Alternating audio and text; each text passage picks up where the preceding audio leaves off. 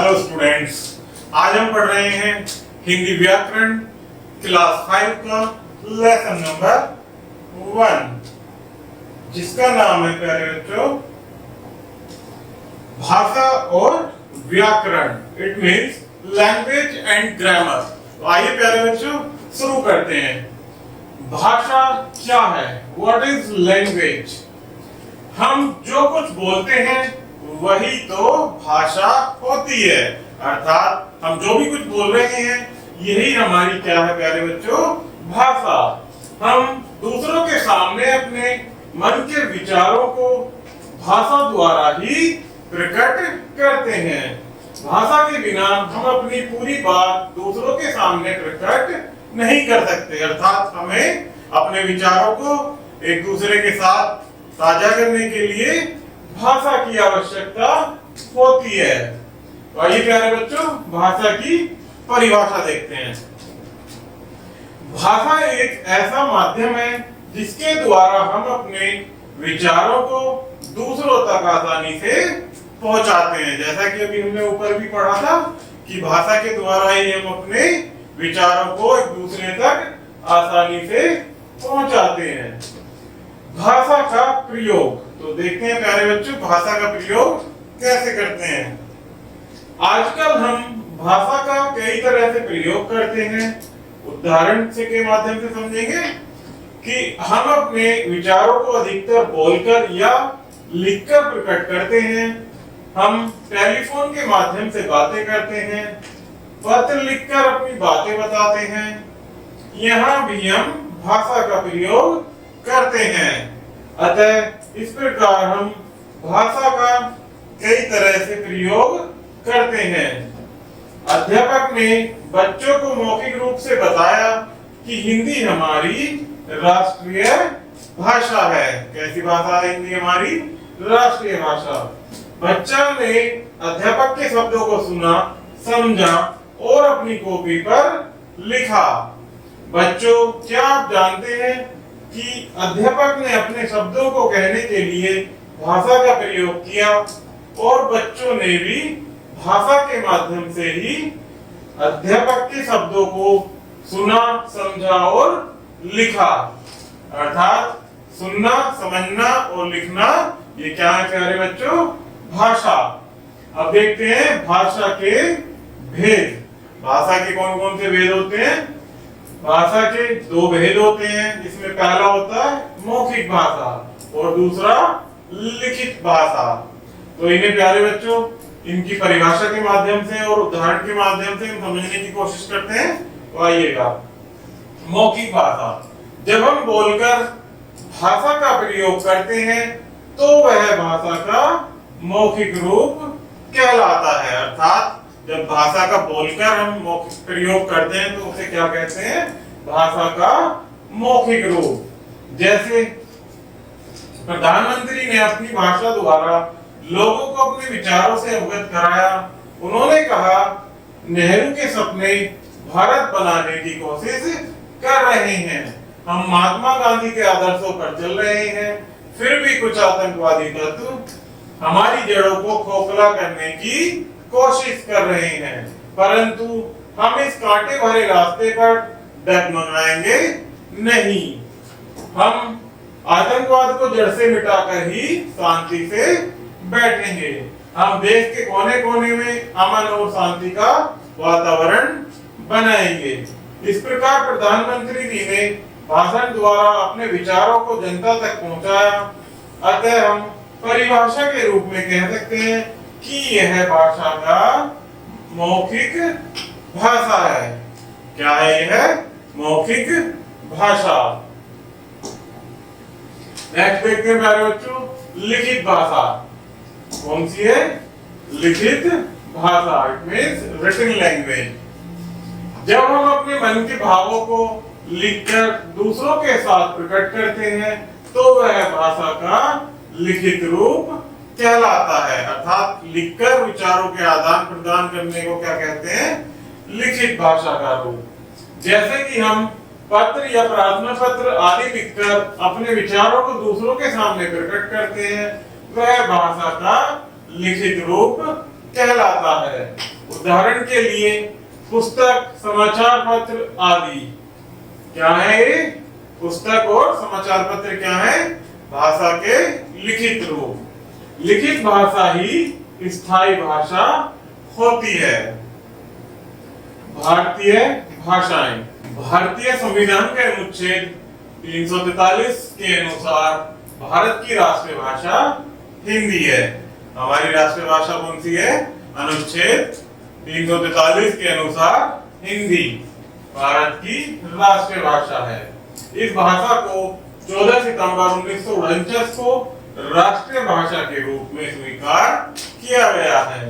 भारत में भी अनेक भाषाएं हिंदी, संस्कृत, पंजाबी, गुजराती, कन्नड़, तमिल, तेलुगु, मलयालम, सिंधी, असमिया, कश्मीरी आदि भाषाएं बोली जाती हैं। संसार में अनेक भाषाएं बोली जाती हैं। ये प्यारे बच्चों हमारे भारत देश की विभिन्न भाषाएं थी। अब हम पढ़ेंगे ये हमारे पूरे विश्व में बोली जाने वाली भाषाएं, अर्थात फ्रेंच, जर्मन, उर्दू, अरबी, फारसी, हिंदी, अंग्रेजी, चीनी और हिब्रू भाषा। नेक्स्ट देखते हैं बोली। बोली एक क्षेत्रीय भाषा होती है। क्या होती है प्यारे बच्चों? बोली एक क्षेत्रीय भाषा। बोली का एक अपना सीमित क्षेत्र होता है। केवल उस क्षेत्र में रहने वाले लोग ही उसे बोलियां समझ सकते हैं। अर्थात बोली एक क्षेत्रीय भाषा होने के कारण उसे केवल वहीं के क्षेत्रीय लोग बोल भी सकते हैं और समझ भी सकते हैं। जबकि भाषा एक विस्तृत क्षेत्र में बोली जाती है। बोली का अपना कोई लिखित रूप नहीं होता है। इसका कोई भी लिखित साहित्य नहीं होता है। भारतवर्ष में लगभग 1652 भाषाएं बोली जाती हैं। अर्थात हमारे पूरे देश में कितनी भाषाएं बोली जाती हैं? 1652। भाषा और बोली में अंतर निम्नलिखित रूप से प्रकट किया जा सकता है। तो भाषा और बोली में क्या अंतर होता है प्यारे बच्चों? वो देखेंगे हम। स्टार्ट के माध्यम से समझते हैं कि एक भाषा और इधर बोली। तो इसमें पहला पॉइंट होता है भारत का क्षेत्र विस्तृत होता है। अर्थात भाषा का क्षेत्र कैसा होता है? विशाल, विस्तृत। बोली भाषा का क्षेत्रीय रूप होती है और यह रूप भाषा की अपेक्षा सीमित होता है, अर्थात छोटा होता है। भाषा में साहित्य रचना होती है। बोली केवल बोली ही जाती है। यदि किसी बोली में साहित्य रचना होती है तो वह बोली उपभाषा बन जाती है, जैसे अवधी और ब्रज। ये कैसी भाषा है प्यारे बच्चों? उपभाषा। नेक्स्ट है भाषा का प्रयोग सरकारी कामकाज में किया जाता है। बोली का प्रयोग सरकारी कामकाज में नहीं होता, बल्कि क्षेत्र विशेष के जन सामान्य के परस्पर व्यवहार या विचारों के आदान प्रदान में होता है। तो प्यारे बच्चों ये हमारी भाषा और बोली में अंतर है। आशा करता हूं कि आप समझ गए होंगे। फिर आता है मानक भाषा। मानक भाषा किसे कहते हैं? तो बच्चों आप यह तो जान ही चुके हैं कि भारत में अनेक भाषाएं बोली जाती हैं। यदि भाषा में एक रूपता न लाई जाए तो भाषा न होकर खिचड़ी बन जाती है, जिसका कोई अर्थ नहीं रहता। अतः भाषा में एक रूपता रखने के लिए ही भाषा को मानकता दी गई है, जिसे मानक भाषा कहा जाता है। कभी कभी भाषा के विकास में वर्णों को लिखने का ढंग बदल जाता है। एक ही वर्ण दो तरह लिखा जाता है। इसका प्रभाव शब्दों तथा भाषा को लिखने पर पड़ता है। हिंदी का मानक रूप निश्चित किया गया है। हमारी जो राष्ट्रीय भाषा है हिंदी, इसका मानक रूप निश्चित किया गया है। वर्णों के अमानक तथा मानक रूप। ये यहाँ कुछ वर्ण दिए गए हैं प्यारे बच्चों, जिनके मानक और अमानक रूप दिए गए हैं। तो इनको पढ़ते हैं। अमानक ये होता है श्रय और इसका मानक रूप होता है ए। इसी प्रकार से अमानक छ का मानक रूप होता है 6।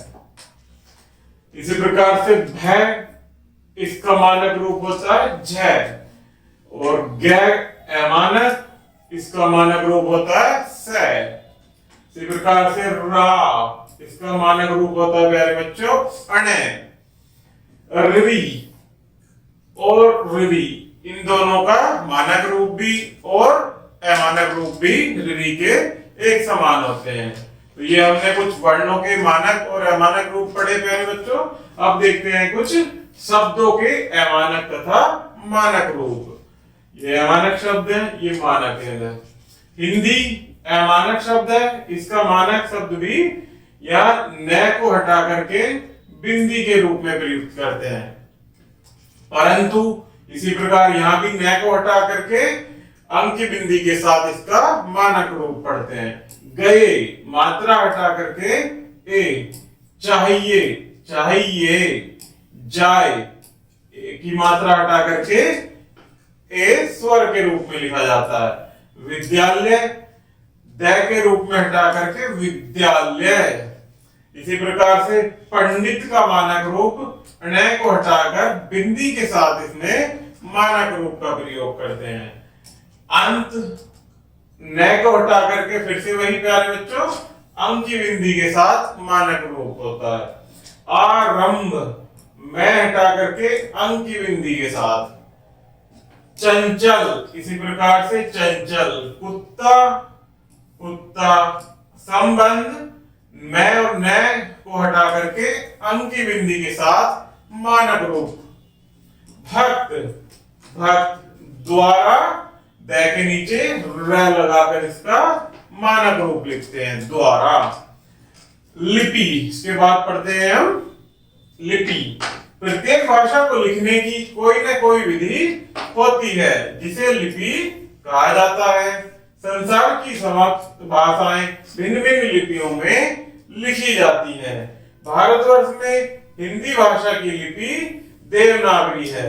इसके अतिरिक्त संस्कृत, मराठी, नेपाली आदि भाषाएं भी देवनागरी में लिखी जाती हैं। उर्दू भाषा की लिपि का नाम फारसी है। पंजाबी भाषा की लिपि का नाम गुरमुखी तथा अंग्रेजी भाषा की लिपि का नाम रोमन है। ये कुछ अलग भाषा होती है प्यारे बच्चों जिनकी अपनी स्वयं की लिपि होती है। नेक्स्ट देखते हैं प्यारे बच्चों व्याकरण।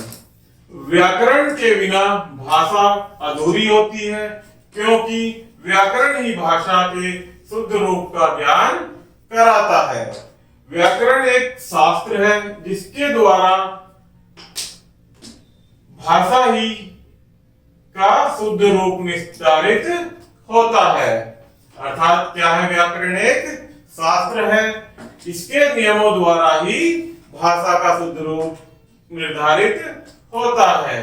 किसी भी भाषा के ज्ञान के लिए उसके व्याकरण का ज्ञान होना बहुत आवश्यक है। अर्थात किसी भी भाषा को पढ़ने के लिए सर्वप्रथम क्या होना जरूरी है प्यारे बच्चों, उसके व्याकरण का ज्ञान होना आवश्यक है। व्याकरण ही भाषा को सुंदर एवं शुद्ध रूप से व्यवस्थित करता है। व्याकरण को मुख्य रूप से 3 भागों में विभाजित किया गया है, जिसमें पहला वर्ण विचार, दूसरा होता है शब्द विचार और तीसरा है वाक्य विचार। पहला वर्ण विचार। वर्ण विचार से हमें वर्णों के उच्चारण और बनावट का ज्ञान प्राप्त होता है। इसी प्रकार से शब्द विचार।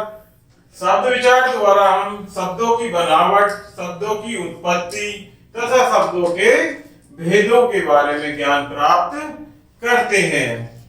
नेक्स्ट है वाक्य विचार। इससे हमें क्या पता चलता है, वाक्य के विचार से हम वाक्य के भेदों, वाक्यों के प्रयोग तथा रचना आदि के बारे में ज्ञान प्राप्त करते हैं। इनका विस्तार पूर्वक अध्ययन हमें अगले अध्यायों में करेंगे। तो इनके माध्यम से हमें ये सीखने को मिलता है प्यारे बच्चों। तो ये हमारा लेसन यही समाप्त होता है। आशा करता हूं कि आपको वीडियो पसंद आई होगी। धन्यवाद।